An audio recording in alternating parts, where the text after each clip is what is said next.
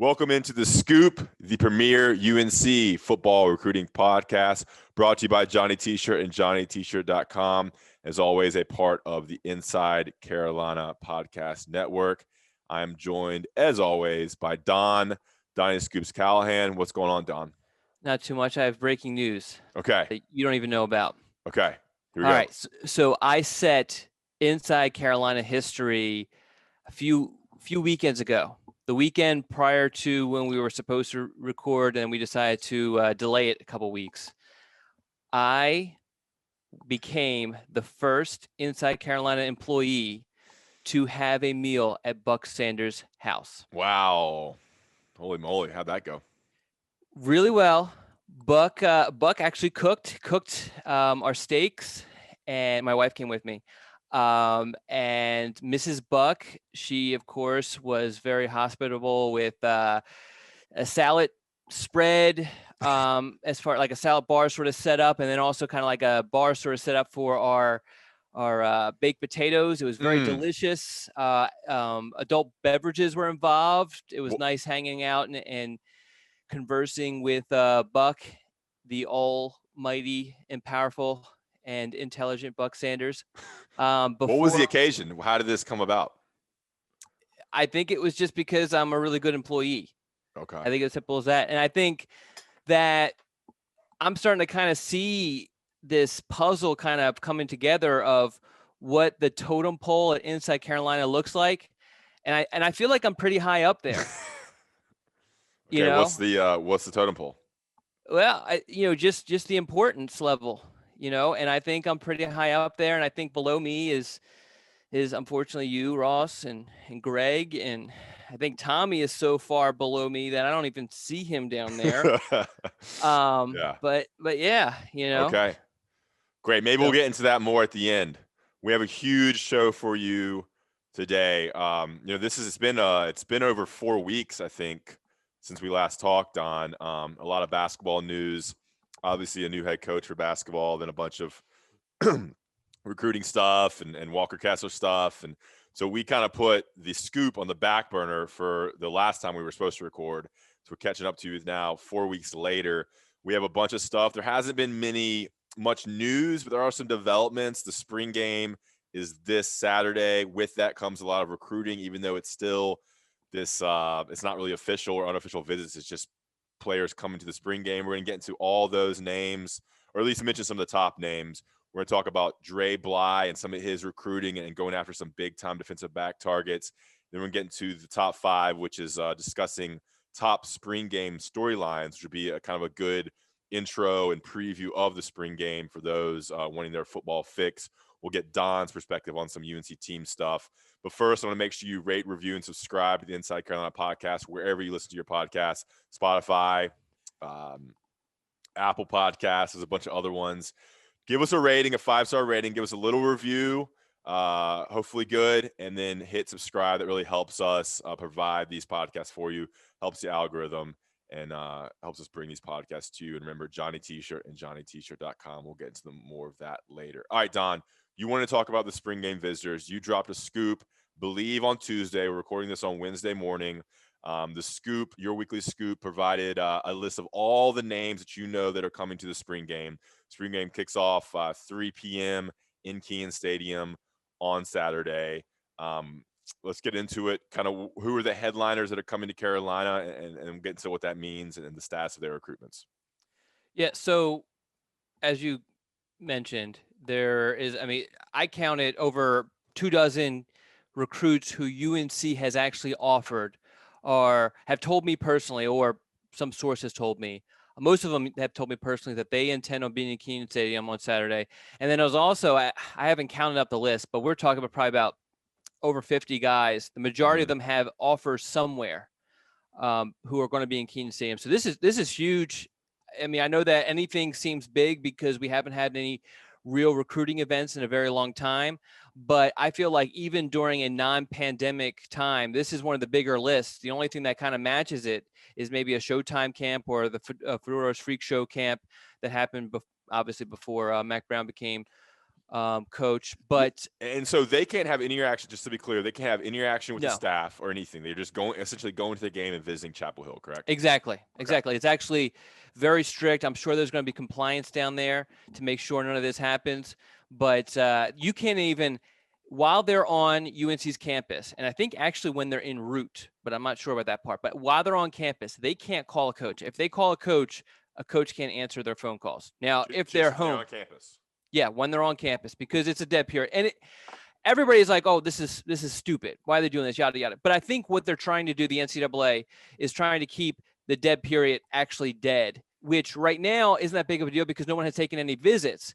But in in Christmas time and in July when the coach is on vacation, they're trying to ease the load on those guys, and so this is just to kind of keep the dead period pure, basically. But as you mentioned, the weekly scoop, we did a little preview. I pulled out, I don't know, half dozen or so of the bigger storylines from the expected visitors and highlighted their situations. Mm-hmm. And so you can see all of that. You can see the complete list that we've confirmed, and I'm adding names as I confirm them heading up to. I don't expect to add too many names, maybe a name here or there heading into Saturday.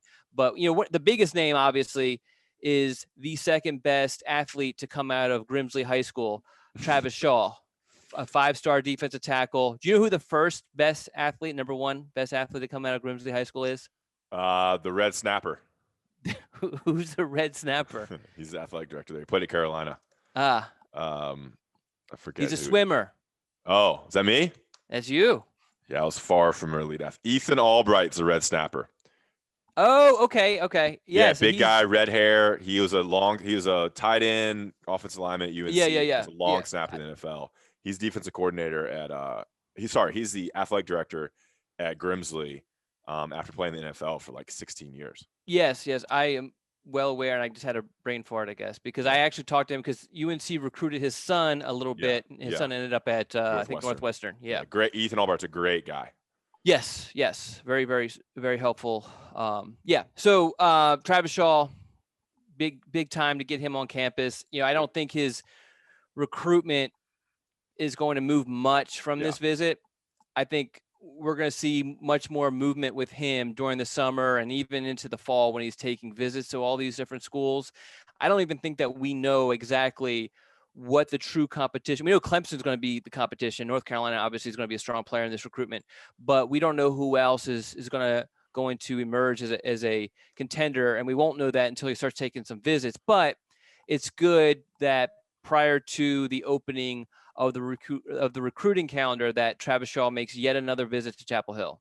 Yeah, and if you read in the scoop, you can get with a premium subscription in South Carolina. It kind of breaks down a little bit of his recruitment, how he's focused on his high school playoffs right now, and he's going to take official visits later in the summer and fall. Clemson and Carolina, clearly the I guess the leaders right now for the 6'5", 310-pound defensive tackle from Grimsley.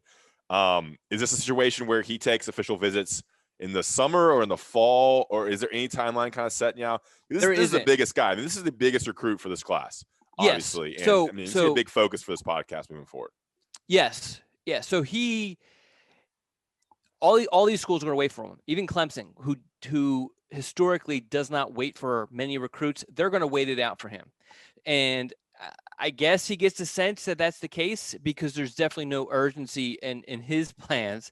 So maybe he takes some official visits during the summer, but I would not be shocked to see him wait until the fall and after the season to take his official visits and make a decision on National Signing Day in February. I mean, that's just his sort of mentality. But obviously he will take some sort of visits in the summer. My guess, and this is just talking to his coach, we're talking to him, but no one seems to have like a firm grip on a plan. But my guess is he'll take a bunch of unofficial visits in the summer, get a better idea of who he wants to officially visit, and take those visits during the season.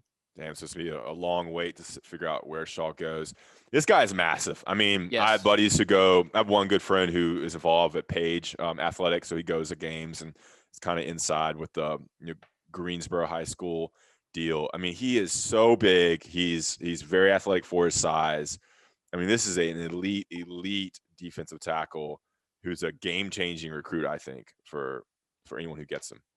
Yeah, I mean, he's probably the best prospect since Dexter Lawrence came out of North Carolina, who ended up going to Clemson also. Yeah. All right. What are some more names? We'll kind of breeze through the next couple of names that are coming to the spring game this Saturday. I mean, the incredible thing is if you actually look at Inside Carolina's recruiting board, so many of those names are visiting. And that includes, as of right now, 3 of UNC's 4 outstanding running back offers plan to visit. The lone one who hasn't confirmed attendance is Damari Alston. Okay. And he's kind of figuring out the transportation situation, and if he can figure it out, he also will visit. But you know, the 3 who will definitely be there, who plan on being there, Amarion Hampton, George Pettaway, and Michael Allen. All 3 are 4-star running backs. 2, Hampton and Allen, are in-state guys, and George Pettaway is essentially an in-state guy because he's from the Tidewater area, which North Carolina has had a lot of success in the last couple of classes. Are these the top 3 targets for UNC at running back? These 3 plus Alston are the 4 that UNC has offered. Okay. Do you think anybody commits this weekend? I don't. Okay. And because there's not interaction with the staff. Yeah, right? So I just don't know how that happens. Yeah. I mean, I guess the only scenario is if someone goes and just absolutely falls in love and then, goes back home and then Sunday gives a phone call to the coaches and say, hey, I've seen enough. I don't know if anyone does that. And then you also have the recruiting calendar opening up on the horizon. So you might as well kind of, take your officials and take additional visits to other places. But without the interaction, I mean, they're literally just going to a game. Yeah, for sure. These spots are going to fill up, though. That's interesting to see when things start popping. It's going to start popping because there's going to be less. Is it still kind of the path where they're going to be able to not take as many people just because of the scholarship situation?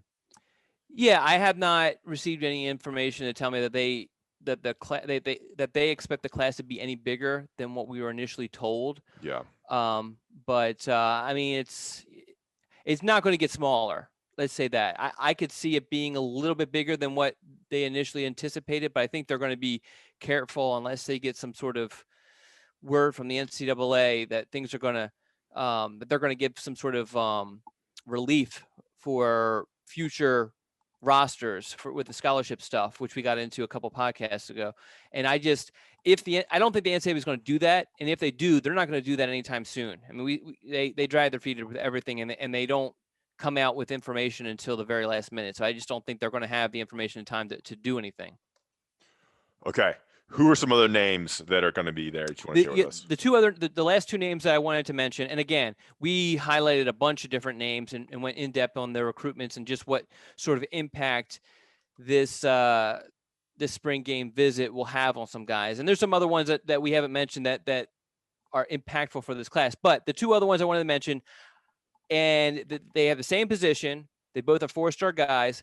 One has visited North Carolina a bunch, which is Shalik Knotts. The other one has not visited North Carolina or any school outside of his home state of Virginia in Andre Green. Mm-hmm. So for obviously different situations. Green, this is going to be his first, UNC's first chance to impress him. And I think this will help kind of set the stage a little bit for his recruitment. He has probably the most open recruitment that you'll find for a blue chip kid in the nation. He's just completely wide open, hasn't taken any visits. He's a high academic kid, spends a lot of time on his academics. He goes to a very academically competitive school in St. Christopher's in Richmond.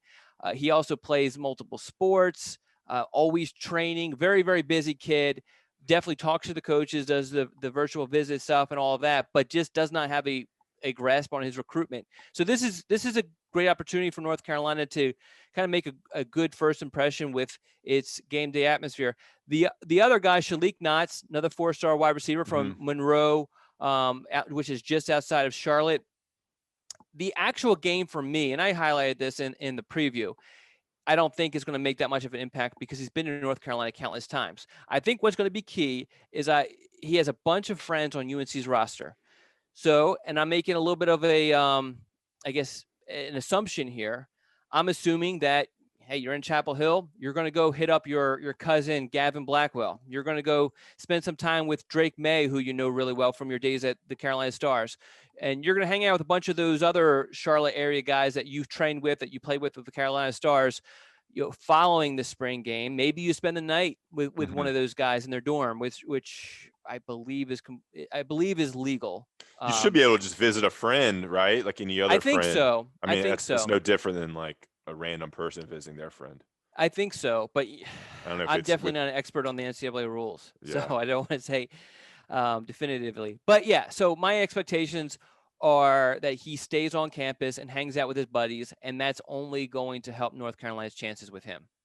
For No sure. other Yeah. school can provide that for him when he visits. He's definitely interested in a bunch of other schools like Penn State. He's mentioned Tennessee. He has an official visit set up with Maryland, but none of the schools can march out a bunch of, his close friends. Yeah, I mean, if you're freaking Maryland compared to UNC, that's just, especially if you're That was one of the more surprising it's odd. things because, well, I think the thing with him, he's probably going to wait until his season to take officials. And for Maryland, you just want to lock in a spot and get him in as soon as possible. That's your only shot, because if you wait until he starts actually taking official visits, you're not going to get one of those seats. Shaquille Knott. So if you haven't listened to our breakdown of the top 10 targets Don put together, it's a podcast. Gosh, maybe 3 or 4 podcasts ago. Go through the feed. It gives you a great perspective on UNC's top 10 targets, remaining targets in the 2022 class. I would recommend going back and listening to that if you're big into UNC football recruiting, because it gives you a profile of all these guys we're talking about: Travis Shaw, Shaquille Knotts, these running backs that he mentioned, Don just mentioned, Petaway, Maron Hampton, Andre Green, wide receiver. So make sure to go back and listen to that. Shaquille Knotts is highly ranked kid, 87 overall, number 11 wide receiver from the state of North Carolina, and as Don mentioned, very close with a lot of UNC's current players. Okay, is that all you're gonna give us on the visitor side, Don? Yeah, I mean, that's probably more than what I should have, to be honest. So yeah, check out the scoop. I mean, guys, if you're not subscribed to Inside Carolina, and I imagine a lot of people listening are, it's just unbelievable what you get out of it. Just from recruiting perspective from Don, and then the team stuff that Greg and I provide. There's a Q&A for both of us, Don, Greg, and I, on the message board. And I just answered a bunch of questions while I was waiting for Ross to get on here. There you go. And you get, all these different profiles and recruiting. And then when these recruitments kind of intensify, you get tons of scoop, especially when things open up with visits. I mean, you got all the updates coming in. And if you're not on the board, you kind of miss that. The board is where it goes down with kind of the intel. And what's so funny? Just the message board with the posters. Dude, it's been crazy. Yeah, I mean, it's been crazy, especially with basketball. The power of IC really flexed during this basketball coaching search and recruiting stuff. All right, guys, that wraps up the spring game kind of talk in terms of the recruiting side of it. We're going to talk about Johnny T-shirt here in a bit, and when we get back, we're going to talk about Dre Bly, 2 targets he's recruiting heavily for UNC, some elite cornerbacks. Then we're going to get into some spring game storylines and introduce the new top 5. First, we'll talk about Johnny T-shirt and JohnnyT-shirt.com, your one-stop shop for everything UNC apparel related, right on Franklin Street and online at JohnnyT-shirt.com. It's a locally owned, alumni-owned place with all the gear you need. You got baseball jerseys, hats, shirts, long sleeves, water bottles. I'm on the website right now checking it out. Always have sales, always trying to move gear. Go to Johnny T-shirt on Franklin Street or JohnnyT-shirt.com. Use the 10% off discount code that Inside Carolina subscribers get to get 10% off your entire purchase. We got Mother's Day coming up. We got birthdays. We got a lot of holidays in the summer, kind of the casual holidays coming up in the summer. Go to Johnny T-shirt and get your gear. It's great for little gifts for nieces and nephews, for your kids, for your parents. Johnny T-shirt, JohnnyT-shirt.com. You supporting them really helps us do this podcast and helps us get this information out to you. We're going to let national ads come into play here, and we'll be right back with some more scoop talk. Okay, we're back, Don. What's going on, man?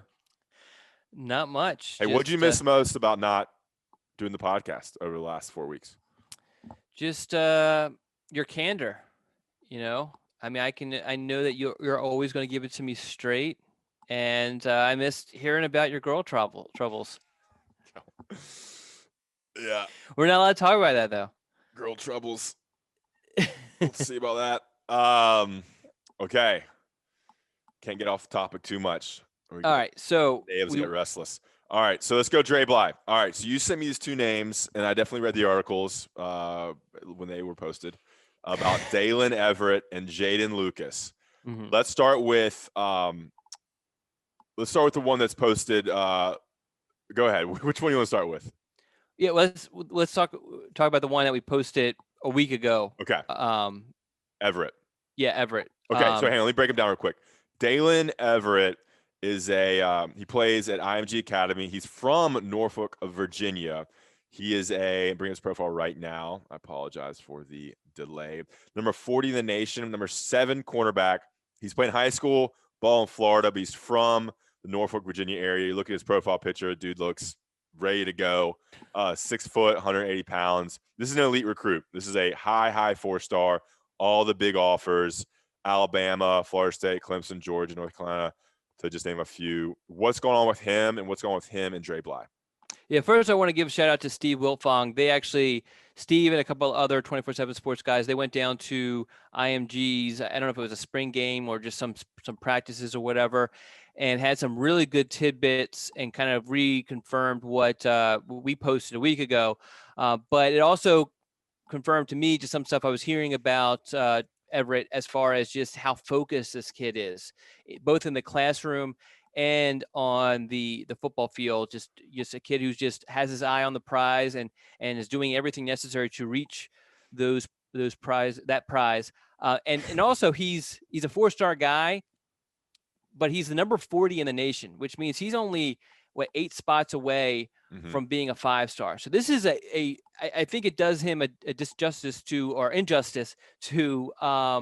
just say a 4-star guy, because I mean this is a borderline 5-star guy who could bump into a 5-star at any point just because of his talent level. But as far as North Carolina is concerned, he actually, this is all in the story, he attended Clemson's spring game. I guess it was earlier this month.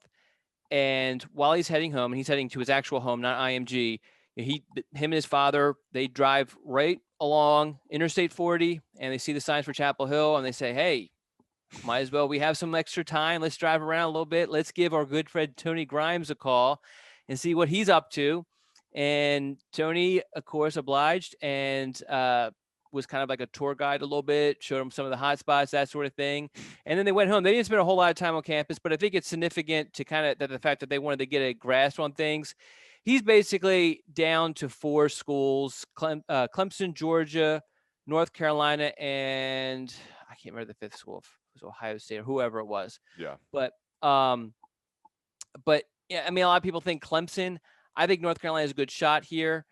I think Dre Bly has done a tremendous job with connecting with both Dalen and his father, and I think he's put North Carolina in a great spot to eventually end this commitment. He's another one of those guys. He's going to take his official visits in June, and then make a decision shortly thereafter. He does not want to take his recruitment into the summer, and that's something that IMG kind of pushes their kids, doesn't require, but pushes their kids to get their recruitment done before the season so they could just focus on the season, because they're after like national championship sort of stuff at IMG. Interesting. So, I mean, and UNC already has 1 cornerback committed. Taywan Holloway, yep. And we're talking about 2 cornerbacks with Dalen Everett and Jaden Lucas. So how many are they going to take? 2?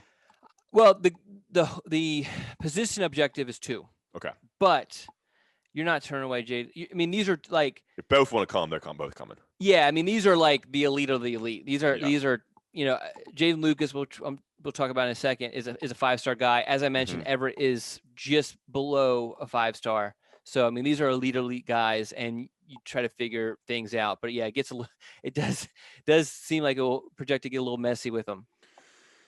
For sure. And Clemson's like leading for both these guys here. What was I going to say? I'm not sure I was going to take that one. I mean, so you think we'll get into the Lucas in a bit, but with Everett, you think UNC is pretty securely in his top group now? Yeah, I think North Carolina is definitely securely in. I think they have a real chance to potentially pull up the upset, just because I mean, where this kid's from, Yeah, and exactly. the fact that his father knows Dre Bly really well. I think his father played football himself in the area. I believe it was like maybe after Dre, and so you know how those things are. I mean, Dre was the guy coming up, so knows Dre and that sort of thing. And yeah, I think North Carolina's a great shot. Do you when these kids go to IMG, like how much does that cost to go down there? Or I is it don't, scholarship based or what? I don't know the answer. I would love to kind of look into that. The thing is that really, if you look at it, North Carolina hasn't had a whole lot of success with IMG guys. This is the one that really UNC has like a legit shot. A lot of times, and even in this situation, a lot of times UNC might have a good shot at a kid, and then he goes to IMG, and it's not IMG doesn't like North Carolina or anything like that, but it's just a completely different situation and environment. And UNC just seems to kind of lose ground. And that initially happened in this recruitment, and Dalen kind of admitted to that he liked North Carolina, was interested in North Carolina. He left to go to IMG, and then North Carolina just fell off. And it took Dre kind of getting things back on the tracks. And this only happened a month or two ago for North Carolina to get really back into this race. I wonder when you're down there, I mean, obviously you're closer to a lot of the Florida schools, you're closer to a lot of the SEC schools, but also there's probably coaching staffs in college that have good relationships with the coaches at IMG. And if you're in with one of those coaches, you have a huge head up because it's such a collection of talent in one place where you got to be close to those coaching staffs and that program to really get in. I think UNC had a basketball player who played there for one season. Well, I think the thing too is that it's really outside of North Carolina's recruiting footprint. Yeah. Have you been down there? Not down to IMG, but I mean, I've been to Florida. I haven't been to Bradenton or anything like that. Yeah. Have you been down there? I've not been to IMG. I've been to Florida. Yeah. We're talking about going on vacation in Florida, potentially. Yeah, that's where you always go. We went last year, but that was like to see my father-in-law lives down in Daytona Beach, but we're considering actually doing like a vacation by ourselves, maybe Keys, maybe Miami, but we're also talking about some other areas too. But Florida's definitely on the table. Oh, so IMG is down south of Tampa by Longboat Key and Siesta Key. It's on the water pretty much. I mean, it's down there right close to the water. Man, Florida's crazy. I was down in Florida a couple weeks ago. Really? Where at? Delray Beach, which is north of Fort Lauderdale. Wow, that was. Did you drive down there or fly? Flew down, drove back. Oh, why'd you do that? Complicated love story. I love complicated love stories. Nah, I flew down and we drove someone's car back. Gotcha. Okay. Dude, Florida's crazy though. It's like, I mean, if you want to get into it here on the podcast, the weather's unbelievable, especially in the spring and fall, I imagine. I feel like it's a little too hot and humid for me, but in the summer. But I mean, you're talking about February, March, April, May. It's unbelievable. It's so sunny. Yeah, it's definitely sunny. But I remember going down there for William Barnes and Ed Montillis's announcement, and then the next day after signing day, I met back up with them and we filmed a video interview sort of thing, and I was sweating like crazy. Yeah, I mean, it's certainly hot, but then you get that up here too in July, August, September up here. It's. Well, this is February. Yeah. I'm not a big fan of sweating. I think you get used to it too. If you like live down there, you get used to it. I mean, would you rather be, and this is a great question for everybody, would you rather be really hot or really cold? I am definitely in favor of being really cold. Okay. I am, like, right now, the past week has been awesome because I've been leaving my windows open and everything. I wake up in the middle of the night and it's like freezing. I run to the bathroom and I can't wait to run back to my bed. I love that. Get underneath the sheets? Do what? Get underneath the sheets in your bed? Oh, I thought you said something else. Yes, get underneath the sheets to get warm. Yeah. What's crazy about Florida, I mean, this is becoming the Florida podcast, there's so much water. I mean, the whole state is bordered by water. Yeah. It's a peninsula. That's right. Very good. It's just, and there's just, I mean, I think it's beautiful down there. I mean, it's also very crazy and weird. Yeah, I mean, there's tons of weirdos, and like you got the really country part, you got the really kind of New Yorky part down in Miami. There's just a lot of different. Well, It's yeah, so big Miami too. It's a is long state. It's a long Miami peninsula. is an interesting city in itself. Oh you yeah, know? and not just Miami. I mean, you got all the different areas there Yeah. too that are associated with like Hollywood Beach, Miami Gardens. It's just Yeah. crazy. I went down to the Keys once. Keys are Did beautiful. you? Yeah, I had it's so not been to tropical down Keys. there. I had not been to Keys. That's something we're considering, but we'll see. Yeah, fly to Miami, rent a car, and then drive all on the Keys. Stay in one of the Keys, and go down to Key West. Key West is kind of like a big party town. It's like New Orleans, like a smaller New Orleans. Gotcha. New Orleans is what we're considering also, but Damn, look at you, big traveling. All right, we're back only on gonna it. go. We're only gonna go to one place. It's just a matter of where. We haven't figured it out. You know where? What's crazy is like Havana, Cuba, and the Bahamas are so close to Miami too. Yeah. I mean, it's just nuts. Like you were down there, you're in the tropics. Yeah. We Okay. should send you to Cuba. I mean, I've heard Cuba's great. I mean, it's also very poor, so it depends on where you go. But Yeah. I mean, I think Are we allowed to go to Cuba though? I think there's some more laxed restrictions now than there used to be. Gotcha. Opened up a little bit more. I don't know the whole politics there. I do not want to get into politics. We don't here, want to talk politics. so I will completely stop regarding Cuba and American politics and Cold War politics. Yeah. Okay, let's get back on track here, boys and girls. Move on to Jaden Lucas. Jaden Lucas. All right, Jaden Lucas, you had an article about him. I think it's still on the front page. Top 40 prospect. He's ranked number 36 in the nation, number 6 cornerback, number 1 prospect in the state of South Carolina. 6'2", which is great size for a corner, 185. What's going on with him, Don? So my coverage of him, I actually went to one of his workouts because he doesn't do interviews. He doesn't like the whole recruiting process. He doesn't like to be interviewed. Super nice kid, really well spoken. Because usually when a kid doesn't like doing interviews, you get a kid who's super quiet, says just a couple words, and that's it. He actually was really thoughtful with his responses and gave me a lot of really good information. There's a couple things I took out of my trip down there, but the one thing was, and I made the mistake of kind of falling for some of the, I guess, message board myths that are out there about Jaden Lucas in particular, was that he's from this family of Clemson fans, diehard Clemson fans, yada yada. That's this. I mean, he's in Malden, which is very close to Clemson, big Clemson, pro Clemson area. When you're driving through it on what is that? Is that 20 or 26? I always get this confused. But anyway, when you're driving along there, I mean, you see a bunch of Clemson stuff. But anyway, so when I'm coming up, his dad shoots me a text message because we're meeting at a just this random park. And he says, well, look for my car. I have Pittsburgh Steeler sticker and a Penn State sticker on the back. So I'm like, this doesn't sound like a diehard Clemson fan. So when I was talking to him, the dad actually is, and this was all in my scoop, but the dad was is actually from Western Pennsylvania.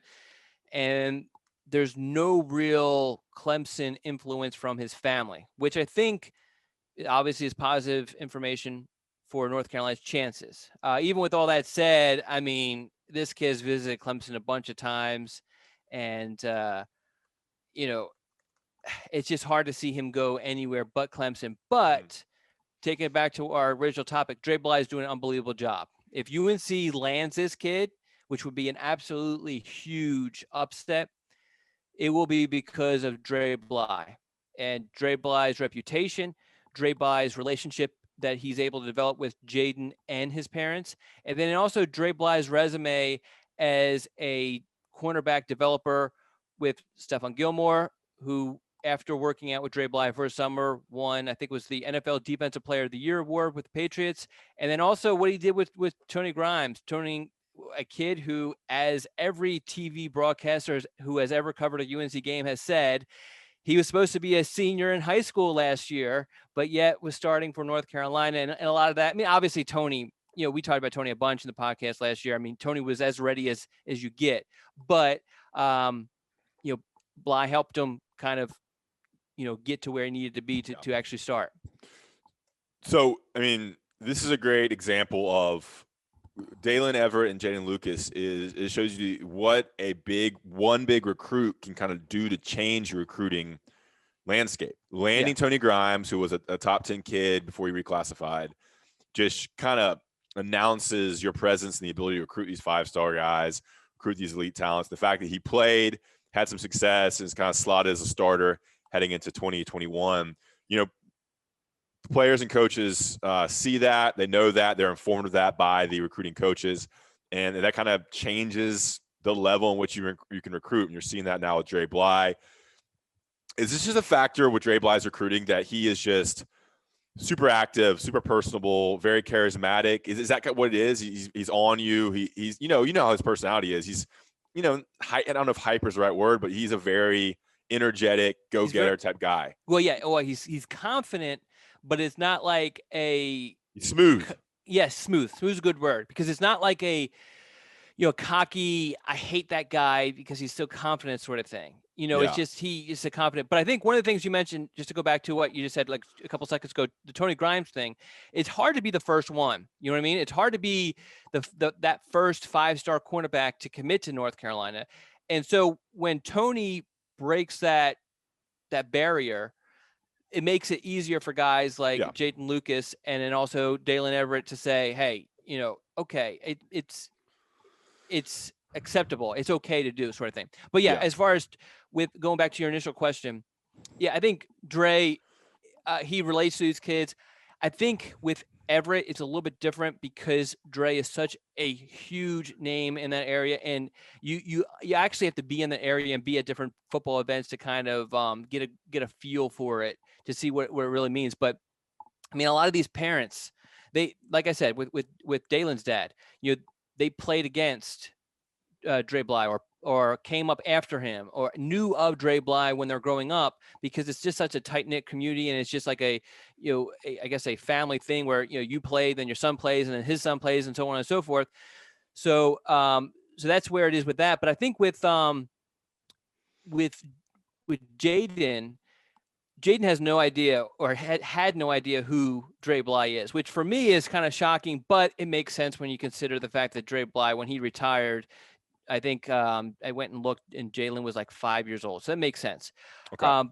But it definitely, his dad is definitely like, whoa, Dre Bly. His DB trainer is definitely like, Dre Bly. That name resonates. And when you're talking to him and Dre Bly can say, this is what I do, this is what I did, look at this, it connects.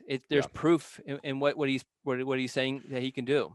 And look, they got Tony Grimes, the 5-star cornerback. Sam Howell was kind of that same level of recruit where you can get a top-notch guy. He was definitely a 4-star and has had great success, an elite quarterback. So you have that quarterback, cornerback, defensive lineman. They got some big names last year with Keyshawn Silver and Jahvaree Ritzie. Travis Shaw would be that elite 5-star that kind of break the seal on defensive line.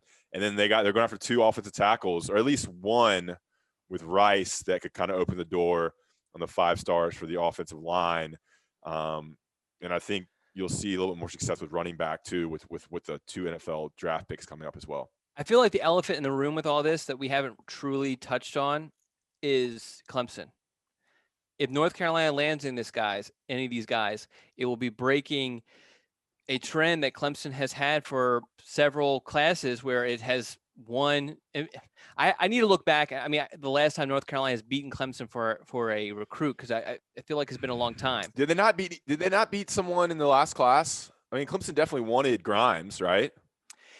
Yeah, I guess you could say Grimes. Let me look at this class here. I think the thing with why I would, if someone were to say they beat him for Grimes, I would not put up a huge argument. I guess why I personally would disqualify Grimes, because Clemson really, really dropped the ball early on. Yeah, Clemson wasn't in the running late. Towards the end, yeah. I mean, they weren't a factor towards the end. Yeah. And Clemson had moved on very quickly.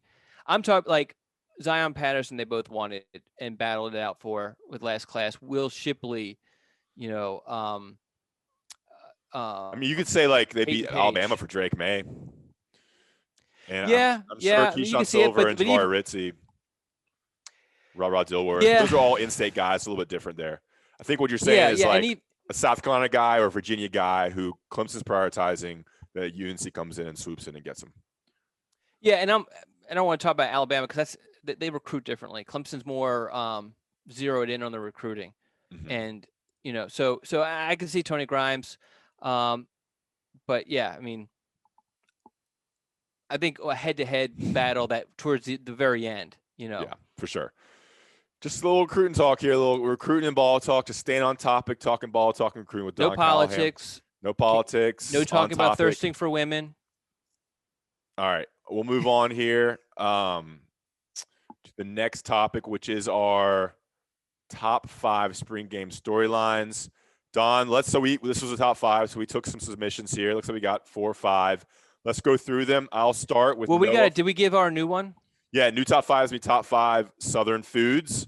Don was a little against this one. That's just because he's not from the South. I'm gonna have my wife fill out mine. So I saw a cool little thing the Carolina Panthers did with Sam Darnold. They had him try different Southern foods, and that just got me thinking. What are the top 5 the elite Southern foods that when people are getting Southern food they think about? This can be anything that you consider Southern food, and we'd love a little explanation of maybe why you like it so much or why you consider it your top 5. Especially if it's like a family thing, like a family tradition or whatever. Yeah. There's definitely some weirder foods out there that I think different families eat. I grew up in the South. My dad's from Tennessee. My grandmother's from small town South Carolina. So I grew up on Southern food my whole life. So I definitely have good perspective on this. Whereas Don may need to. Don, you don't like mac and cheese? You don't like?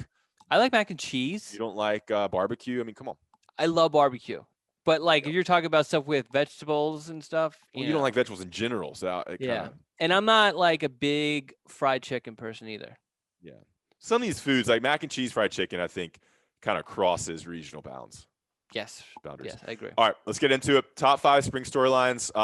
So mac and cheese is Southern. I think it's included there, but I think it's not. I don't think it. I'm a huge so. I had never had barbecue until I moved down here, and I absolutely love barbecue. Especially, I hate coleslaw, but I love coleslaw on barbecue. There you go. And I didn't even know. I took a bite out of it. I was like, "Whoa, this is heavenly." Save it for the next podcast. All right, top 5 spring storylines. We'll do a little conversation here because I haven't got a chance too much to talk about spring football, and we'd love to hear Don's questions or takes on some of these things as well. I'm gonna have a lot more questions and takes because. All right, Noah from Korea.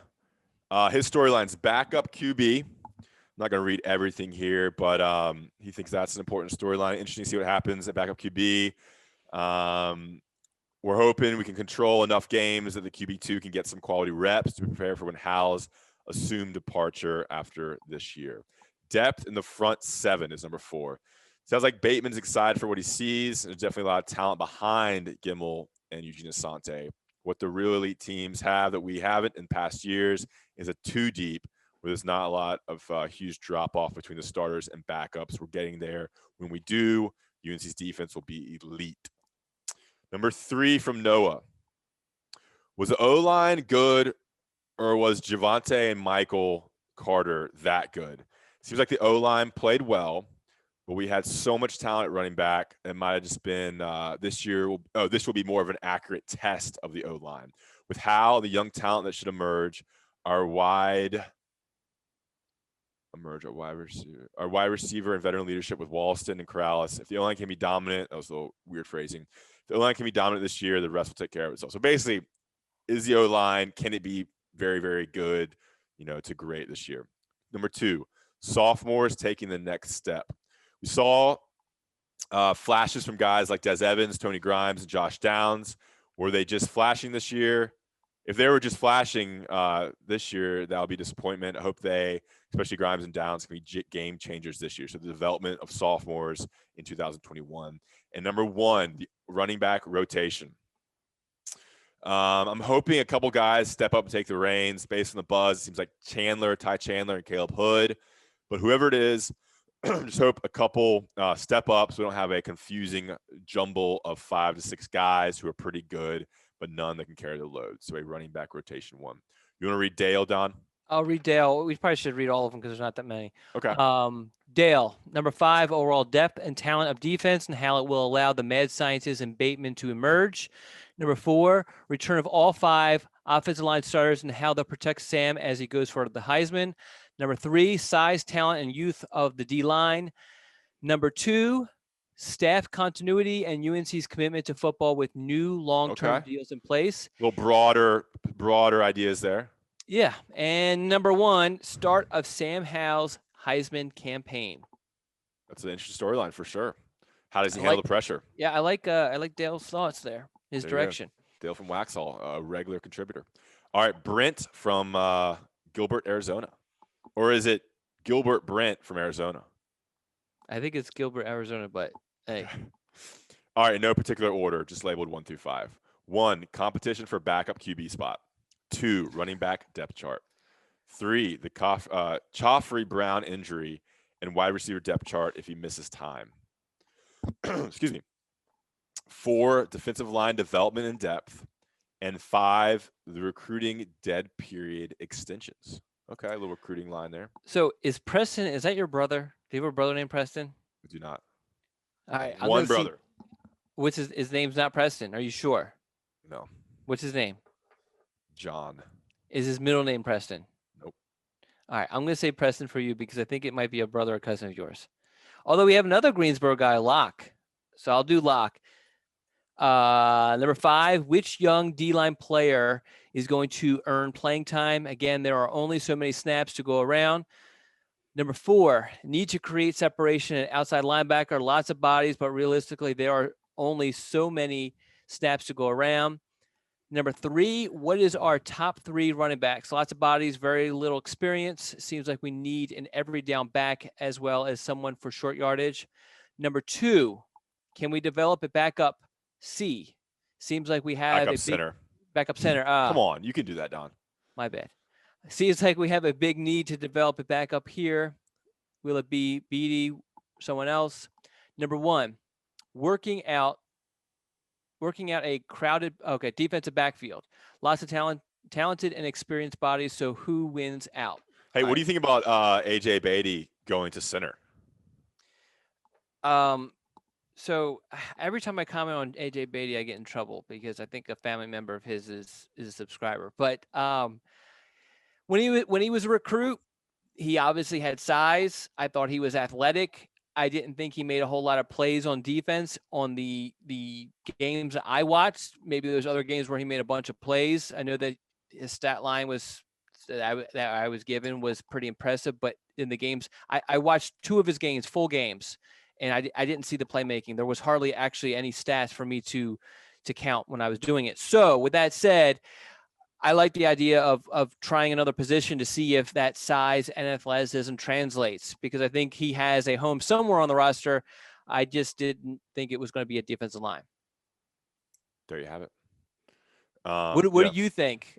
You know more. You have the team perspective, where I have really my perspective kind of ends after he enrolled. Well, there's an issue at center because Ty Murray was the kind of the assumed backup, right?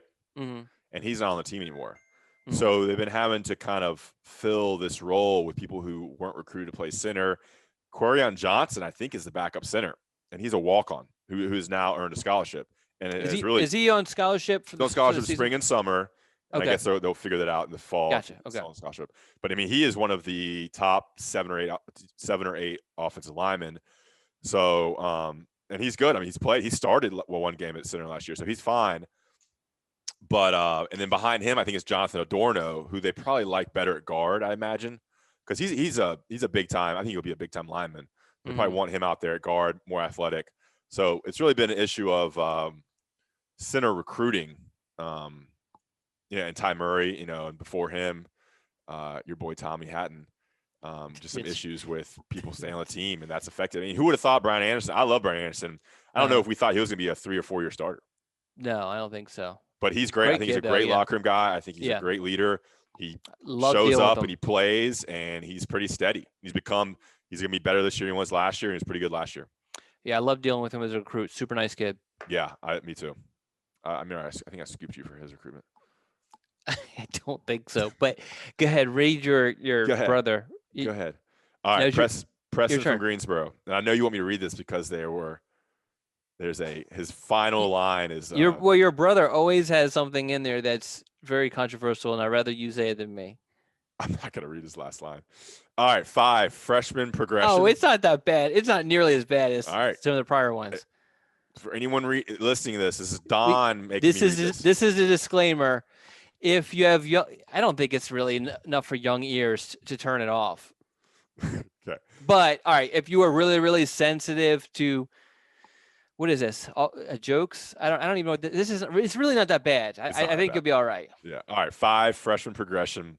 4, the battle for backup QB. 3, the running back battle. 2, injuries and hopefully lack of injuries. And 1, how many young women will get to see a butterfly tattoo?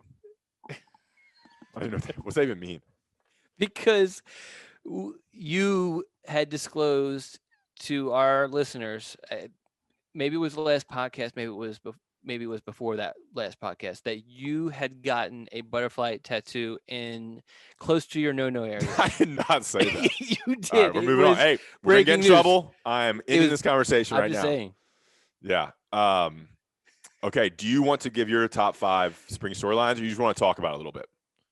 Yeah, you want to talk about? Because I mean, I threw out some stuff, and it's a lot of what was said already. But yeah, well, I'll just give mine, and if you have any questions, you can ask me, and then we'll wrap this up. How about that? Sounds good. Okay, so I mean, everything that I have has been said. I'll give my thoughts. I think who produces at running back and wide receiver is, I don't think it's a concern. I think it'd be interesting to see who does. I think Josh Downs is going to be the top, yard guy, touchdown guy, and wide receiver. Behind him, I think Josh Downs showed we can do, and everything we've heard is he's an excellent wide receiver. He'll step right in and give you what Daz Newsome gave you and see if not more. And then Joffrey Brown, he's hurt. He's shown he can make plays. He did last year. What's the extent of his injury? Because that's one of my questions. He'll be back this summer. Okay, all right. He'll be good to go. Yeah. Okay. Yeah, we were told that a couple weeks ago. Apparently he's faster than Diami, but Diami was strong, had great hands, and was a great deep threat for Sam Howell. So we need to see what happens there. But they have guys, and Bo Krause has proven. I think Antoine Green has shown flashes. It's a big year for him. You got some young guys like Stephen Gosnell. I think Emery Simmons is proven. So I think I'm not too worried about wide receiver. As long as they have a deep threat that can kind of do what Diami Brown did. And maybe you have 2 guys that combine to kind of be that deep threat. I think the wide receiver group will be good because you have that. You have Josh Downs. You have Bo Corrales. You have Garrett Walston, who is going to be, I think, way more involved in the offense this year. I know we say that every year, but I mean, this is his 5th year. And he'll definitely be a security blanket, as I like to say. All right, running back. I mean, Ty Chandler should step in. I'm going to say this.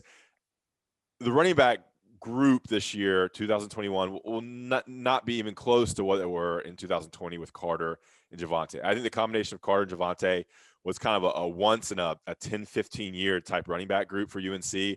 Both those guys are going to go in the top 3 rounds in the NFL draft. I don't think anybody on the roster has that talent. We'll see what Ty Chandler can do. I think he's solid. And then whether Caleb Hood or DJ Jones, or even I think Josh Henderson is kind of maybe stepped up a little bit this spring. But I just don't think we have that playmaker on the team right now that can just break off a 15-yard run like very regularly like Javonte and Carter could do. I feel good about the O-line. I don't think that's really a storyline. I think they're solid. I mean, whether they maybe step up a little bit, that's going to be huge to protect Sam and to protect and to open up holes for the running back. So I'm not really concerned there. I think D-line's a storyline. Like, can this group become a elite defensive line? They have all the bodies, they have a lot more experience now. They have tons of talent. Can they kind of put it all together and really put pressure on the quarterback, really stop the run? It's a big year for guys like Vohasek, Tamari Fox. Yeah, sorry. There's like Tamari, and then Tyrone Hopper.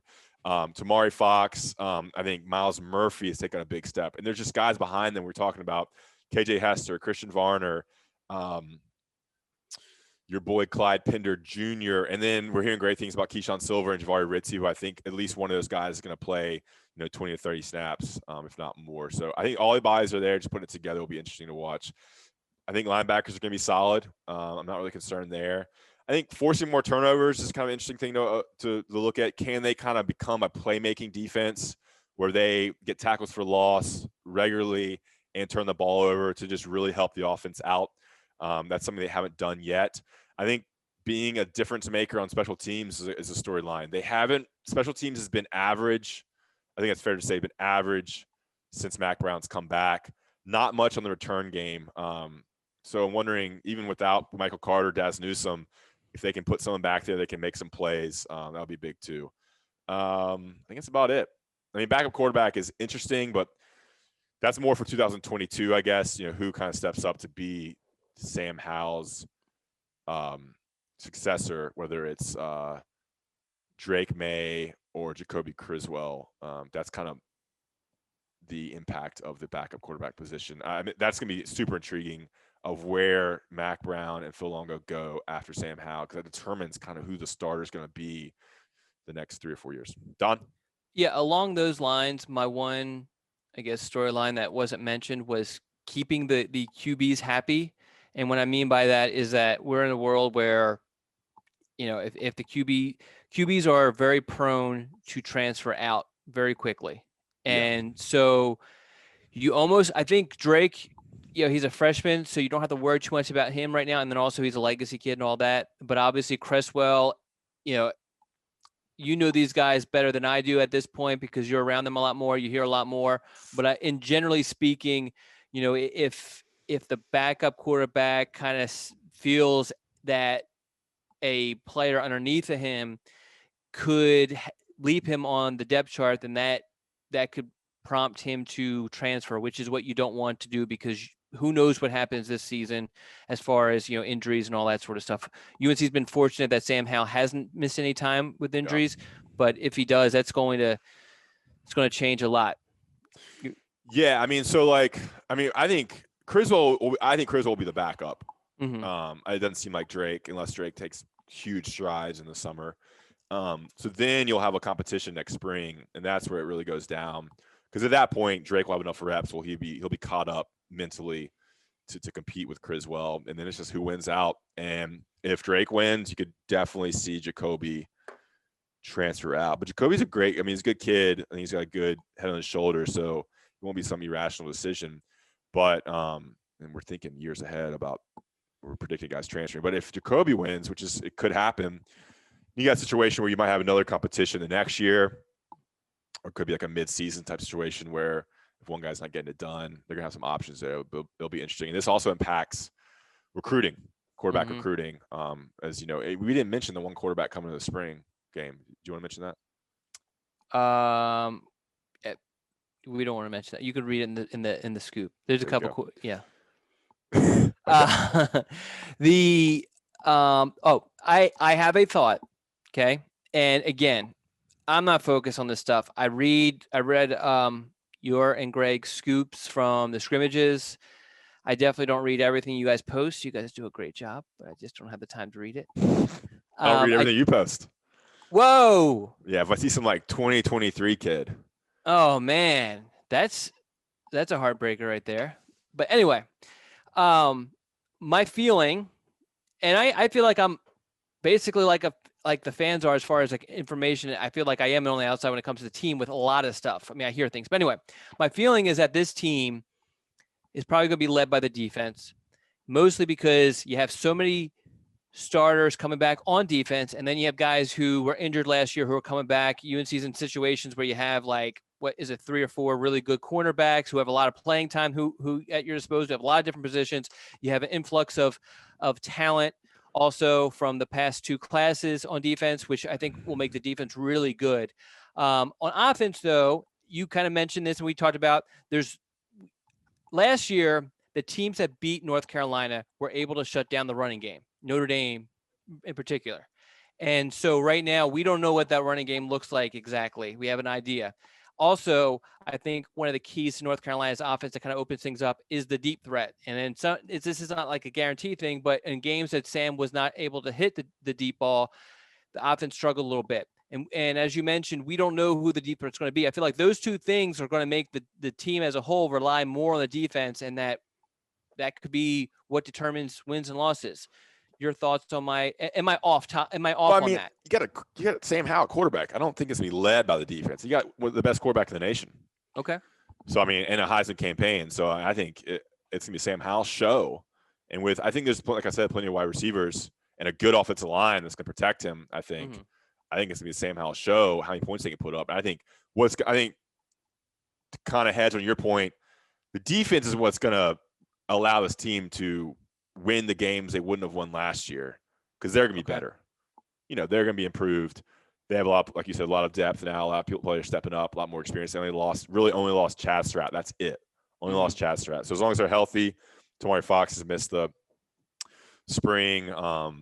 So yeah, I think the defense is what's going to allow this team to really win the games they haven't won in the past 2 years.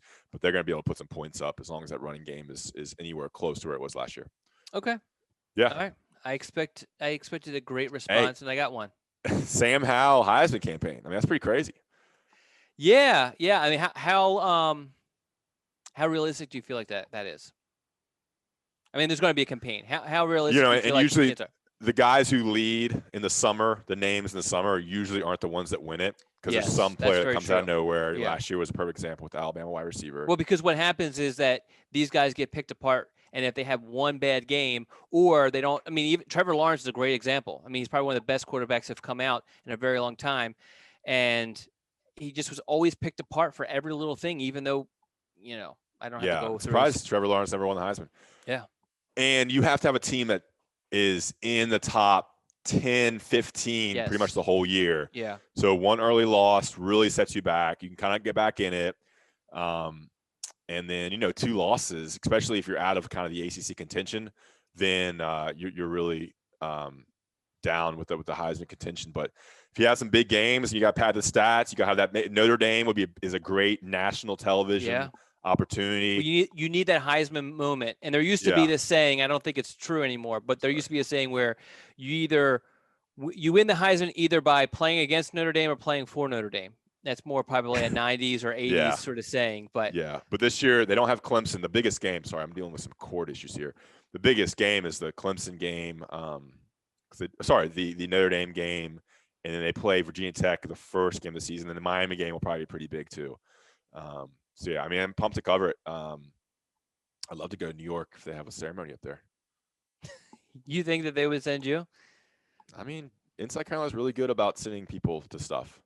They are very good. They send you to go check on like a freaking 8th grader in, random places. Do you think they would send me to go cover a freaking Heisman? Well, most of my stuff is fairly regional or at least in state. But I'm not going to see an 8th grader in South Carolina, maybe in North Carolina. Yeah. So all right. You know that UNC offered a 2025 prospect. Good. From he's from the Tidewater area, but he plays at St. Francis. Is that crazy? Cool. Yeah. All right, cool. Awesome stuff there, Don. Good podcast here. We always say we don't have enough to talk about, and then we just chat away for hours on hours because you're my best friend. That's right. Best friends for life. All right, guys. Thanks for listening to The Scoop. Life. Thanks for listening to The Scoop, brought to you by Johnny T-Shirt and JohnnyT-Shirt.com. Remember to rate, review, and subscribe. It really helps us, and we will check you next time. Appreciate it, guys.